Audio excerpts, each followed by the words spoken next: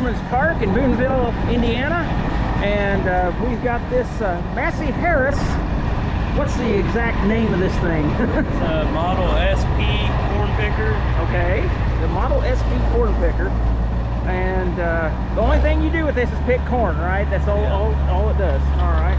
Okay. Well, what's your name? I'm Wade Yeager. Wade Yeager. All right. You from around here? Yeah, I'm from Linville. Okay, so you're just over the hill. Huh? Yeah. All right. Okay. Well, what year is this, and when did they make these? Best I can guess, it's about a 52 model. Okay. They made them in the mid-50s. All right. I guess it was kind of their last big drive for a corn picker. Okay, so it's going to be it kind of reminds me of a Moline Uni harvester to me, but it's not, because the Uni harvester, its job, you had different things that you could put on those, and you basically had a power unit, and then we had a neighbor that had a new idea corn picker that went on the Uni harvester, wasn't made by Moline. So this is a standalone corn picker. They made these different models and different brands clear up into what, the 80s? Yeah. I know John Deere had a 3-row corn picker for that they made almost into the 90s. So all right, well, where'd you find it at? I found it from another guy here in the club. Okay. Actually, he used to be the director of what I took over. Okay. He's actually standing right over there in that gator. All right. He's hiding from us. Yeah. Yeah, I just left his name on it. Okay. All right. So, let's tell us about the machine here. I was following behind you, and we were looking at how good a job it did, and it did a really good job. There was a few ears that it kind of left behind. I mean, probably, I think we picked up 3 or 4 and put in the wagon over 2 rows. I thought that was excellent from what I've seen of these things, of different things that are, ran in these shows. Yeah. So I don't know how much of that's an adjustment thing, or, I see some shelled corn there. Yeah. They all do that. Well, it's pretty dry corn out here. I forget what it's tested at, but it's dry. Yeah, well, You get a lot of butt shelling. It's down here on the snapping rollers. Right. So you got your snapping rolls here, and it looks like somebody's did a little welding on those to build them back up over the years. Yeah. And so you got the snapping rolls, which basically the corn goes up through it, and then it pulls the ears off and puts them into the bed, right? Yeah. The conveyor belt goes up. Would it be better to go around this side or that side to see how it works? Probably this side. It's just hanging out on it. Okay, yeah. All we'll see is the engine.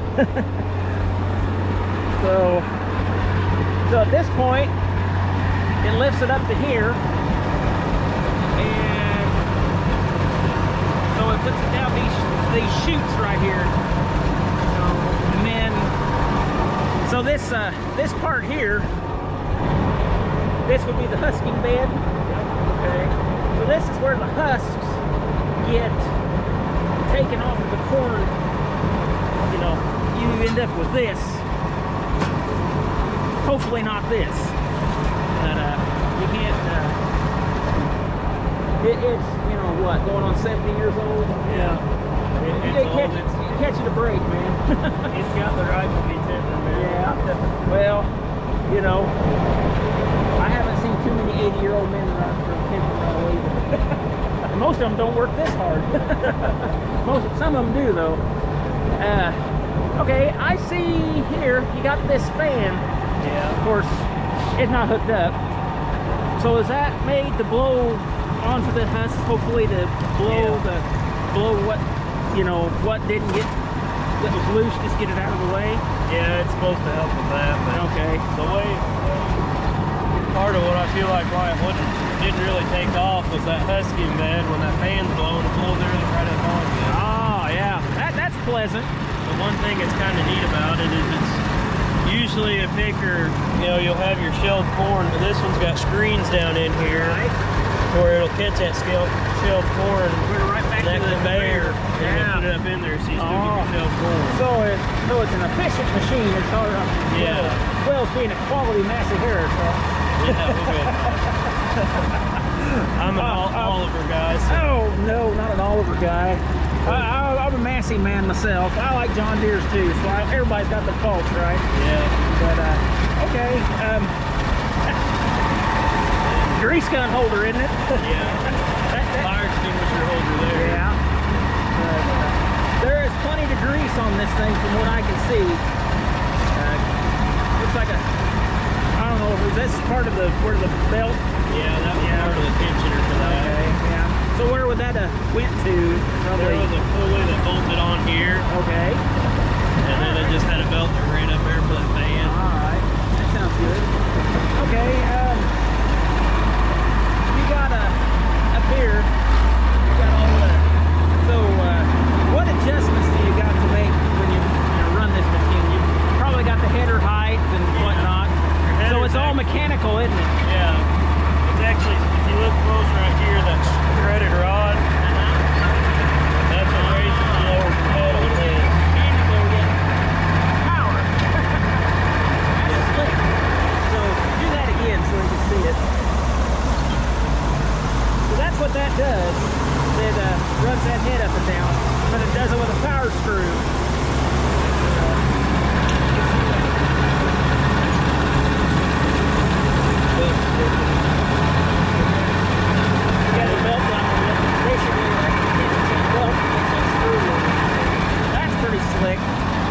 Okay, so what's some of these other ones do here? So this is your transmission, forward, there's reverse, and then it's got two notches back here. That's your high and low forward speed. All right, so you got corn today is probably one of the lower ones, isn't it? It's low here. Yeah. You had check row corn back in this day when it was probably made. You know, they probably fly through that. Yeah, it wasn't made for no 180 bushel corn.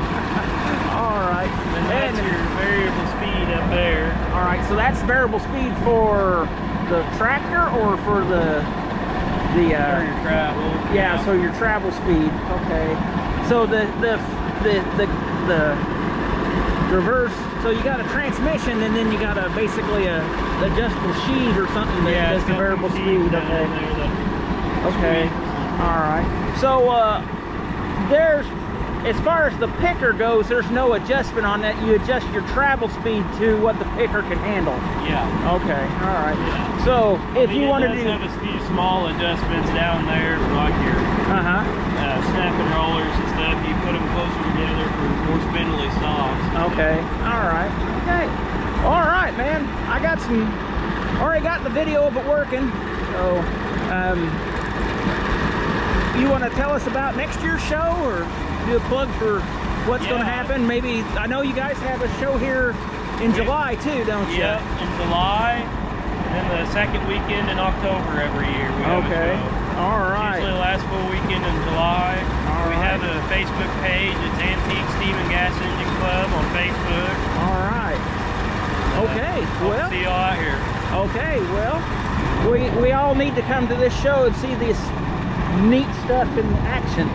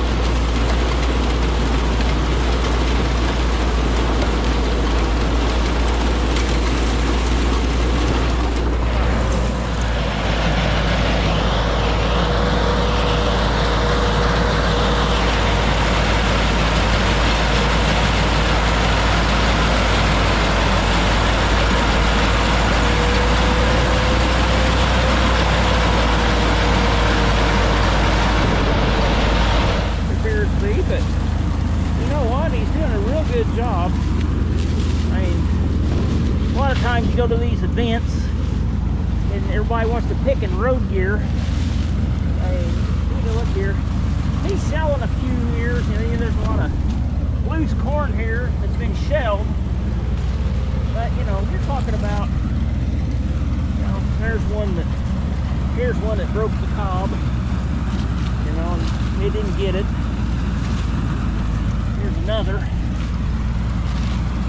But I'd say for, you know, the type of machine it is and the age and everything, you know, there's probably some adjustments that can be made on this unit. And, well, let's just face it, the people that know how to run this stuff, you know, either forgot or dead and gone, so we're having to learn it all over again. But I feel it's doing an excellent job. I probably picked up 3 or 4 ears that it left behind as it picked in 2 rows. I'd say it's doing a really good job for what it's doing.